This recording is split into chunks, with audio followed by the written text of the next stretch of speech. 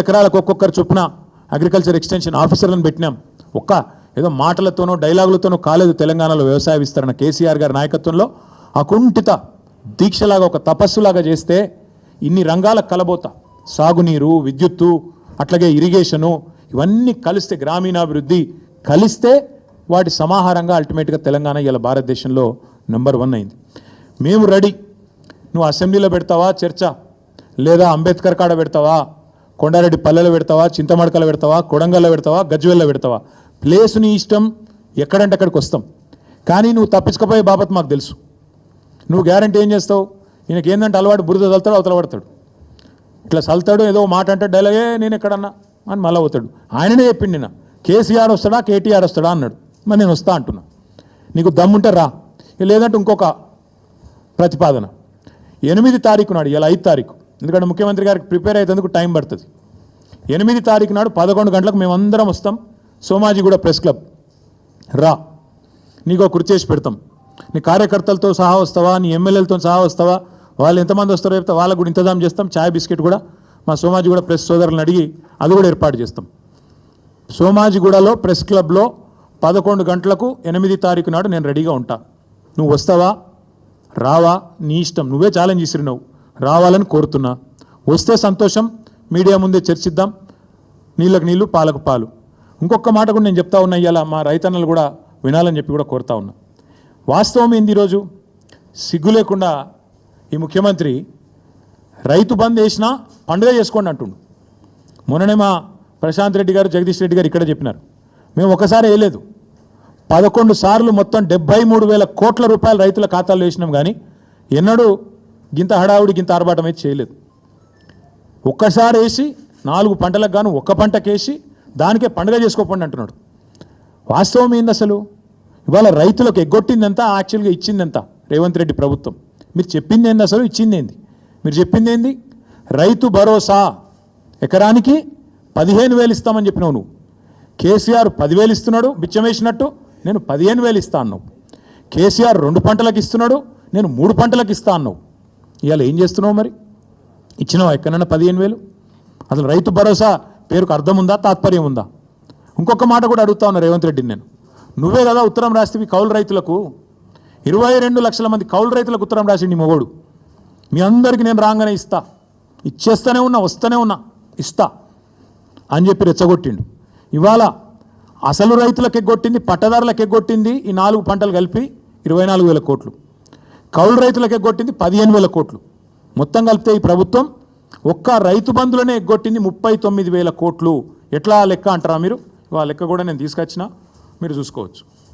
ఒక్కొక్క ఎకరానికి ఎంత ఎగ్గొట్టిండు, మొత్తం కలిపి 39,000 కోట్లు ఎగ్గొట్టిండు ఒక రైతు బంధులనే. ఇక రైతు రుణమాఫీ తీసుకుంటే అక్కడ దాదాపు 38,000 కోట్లు ఎగ్గొట్టిండు. 50,000 కోట్ల లెక్కను 12,000కు రౌండ్ ఆఫ్ చేసి ఆడొక 38,000 కోట్లు ఎగ్గొట్టిండు. రైతు బంధులో ఇంకో 39,000 కోట్లు ఎగ్గొట్టిండు. ఎట్లా అంటారా? 2023-24 రబీలో ఒక్కొక్క ఎకరానికి ఆనాడు 2,500 ఎగ్గొట్టిండు, 5,000 ఇచ్చి చేతులు దులుపుకున్నాడు. అప్పుడే ఎలక్షన్ అయిందన్నాడు. అప్పుడు కేసీఆర్ గారు పెట్టిన 7,500 కోట్లు ఇచ్చిండు. ఇచ్చి 2,500 ఎకరానికి అప్పుడే ఎగ్గొట్టిండు. తర్వాత ఒక పంట అయితే మొత్తానికి ఎగ్గొట్టిండు. ఎందుకంటే కేసీఆర్ ఏమో నాట్లు వచ్చినప్పుడు వేసేది, నాట్లు వేసేటప్పుడు రైతు బంధు వేసేది, ఈయన ఓట్లు వేసేటప్పుడే వేస్తాడు, తర్వాత వేయడు. మా రైతు సోదరులకు నేను చెప్తున్నా, మళ్ళీ ఓట్లు దాటినాయంటే తర్వాత రైతు బంధు ఉండదు. దానికి రైతు బంధుకు రామ్ మర్చిపోండి.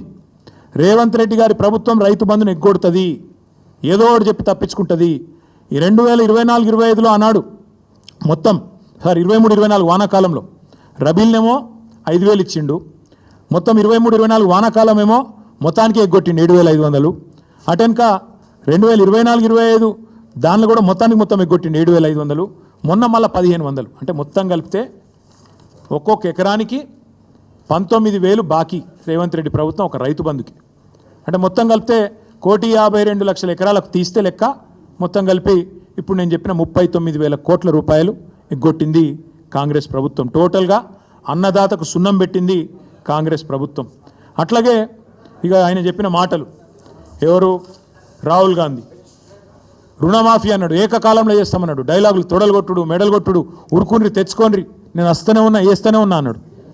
49,500 కోట్లను కుదించి కేవలం దాన్ని రౌండ్ ఆఫ్ చేసి ఆఖరికి ఇలా 20,000 కోట్లు చేసినామని బయట చెప్తారు. నిజానికి ఇచ్చింది మాత్రం ఇప్పటికి 12,000 కోట్లు మాత్రమే. అక్కడ ఎగ్గొట్టిండు. అట్లే రైతు కూలీలకు మోసం, 500 బోనస్ అని అక్కడ మోసం, కౌలుదారులకు మోసం, ఆఖరికి పంటలు కొనక అది కూడా మోసం. కొంటే బోనస్ ఇవ్వాలి కదా, మొదలు వడ్లన్నిటికి ఇస్తామన్నారు, దొడ్డు వడ్లకు బోనస్ అని చెప్పిండ్రు. కానీ ఆఖరికి ఏం చేసిండ్రు, సన్న వడ్లకు అన్నారు. ఆ సన్న వడ్లకు కూడా ఇవ్వలేదు. ఆఖరికి మొత్తం మార్కెట్కి తెచ్చిన ధాన్యం 30% కూడా కొనలేదు. ఇది వాస్తవం.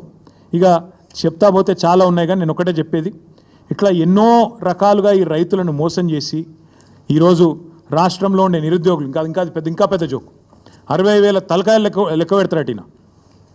మందికి పుట్టిన బిడ్డలు మా బిడ్డలు అని చెప్పుకునే బాపతు. కేసీఆర్ గారు ఇచ్చిన ఉద్యోగాలు, కేసీఆర్ గారి ప్రభుత్వంలో ప్రారంభమైన నియామకాలు, నీ టైంకి వచ్చే వరకు కాగితం ఇచ్చే మోకా నీకు దొరికితే దాన్ని పట్టుకొని నేను ఇచ్చిన ఉద్యోగాలంటే సిగ్గుందా అని అడుగుతా ఉన్నాం. వస్తావా అశోక్ నగర్కి చర్చకి? అశోక్ నగర్లో పెడదామా, వస్తావా?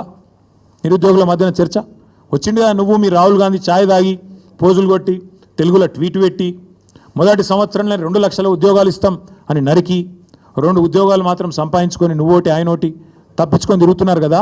వస్తావా అశోక్ నగర్కి చర్చకి? దమ్ముందా, సిగ్గుందా? మందికి పుట్టిన బిడ్డలు మా బిడ్డలని చెప్పుకోనికే. ఈ మాట ఎందుకు అంటున్నా అంటే, ఇవాళ తెలంగాణలోని ప్రతి వర్గం నీ మోసాన్ని అర్థం చేసుకున్నది. ఇవాళ మా మహిళా తల్లులు 1,00,00,000 మందిని కోటీశ్వరులను చేస్తాను డైలాగులు కొడుతున్నావు కదా. నువ్వు కోటీశ్వరులను చేసినేమో కానీ వాళ్ళకి 2,500 ఇస్తే చాలని చెప్పి వాళ్ళు ఎదురు చూస్తూ ఉన్నారు. 100 రోజులు ఇస్తా అన్నావు. 1,68,00,000 మంది ఆడబిడ్డలు ఎదురు చూస్తూ ఉన్నారు. 18 ఏళ్ళు నిండిన ఆడబిడ్డలు జనాభా లెక్కల ప్రకారం, మన ఓటర్ సంఖ్య ప్రకారం 1,68,00,000 మంది ఉన్నారు. వాళ్ళందరూ ఎదురు చూస్తున్నారు, ఎప్పుడు వస్తుంది 2,500 మహాలక్ష్మి అని. మా తమ్ముళ్ళు ఎదురు చూస్తున్నారు, మా చెల్లెలు ఎదురు చూస్తున్నారు. నువ్వు ఇస్తానన్న స్కూటీలేవి, నువ్వు ఇస్తానన్న నిరుద్యోగ భృతి ఏది, నువ్వు సంవత్సరంలో నింపుతానన్న 2 లక్షల ఉద్యోగాలు ఏవి, వాళ్ళు ఎదురు చూస్తూ ఉన్నారు. రైతులు ఎదురు చూస్తున్నారు, ఎప్పుడు ఇస్తాడు, ఎప్పుడు చేస్తాడు సంపూర్ణ రుణమాఫీ, ఎప్పుడు ఇస్తాడు 15,000 రైతు బంధు అని. అట్లాగే మా పెద్ద మనుషులు ఎదురు చూస్తున్నారు 4,000 పెన్షన్ ఏమాయని. ఇట్లా ప్రతి వర్గాన్ని మోసం చేసి ఇంకా బుకాయించుకుంటూనే బతుకుతా అంటే నడవదు రేవంత్ రెడ్డి గారు. అందరికీ అన్ని విషయాలు తెలిసిపోయినాయి. అందుకే నీ సవాల్ నేను స్వీకరిస్తున్నా. నీకు దమ్ముంటే, నీ మాట మీద నిలబడే మనిషివే అయితే ప్లేస్ నువ్వు డిసైడ్ చేయి, డేట్ నువ్వు డిసైడ్ చేయి. ఈ 3 రోజుల్లో తప్పించుకునే ప్రయత్నం చేస్తావు కాబట్టి, నువ్వు మాట మీద నిలబడే మనిషివి కాదు కాబట్టే నేను ఒకటి ప్రతిపాదిస్తున్నా. నువ్వు ఈ 3 రోజుల్లో నువ్వు చెప్తేనేమో నువ్వు 7కి రమ్మంటే ఆడికి వస్తా. దబ్బన కాదంటే 8వ తారీఖు నాడు ప్రెస్ క్లబ్లో 11 o'clock మేమందరం వస్తాం, మా బృందం వస్తాం. మేము మీలాగా మందం తీసుకొని రాము.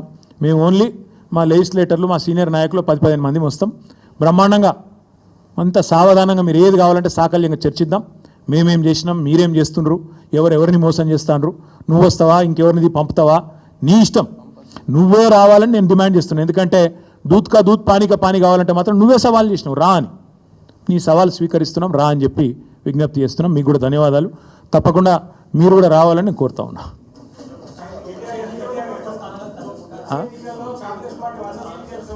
వందావని బోందా, నువ్వు మీరో పిచ్చోళ్ళు వందనట.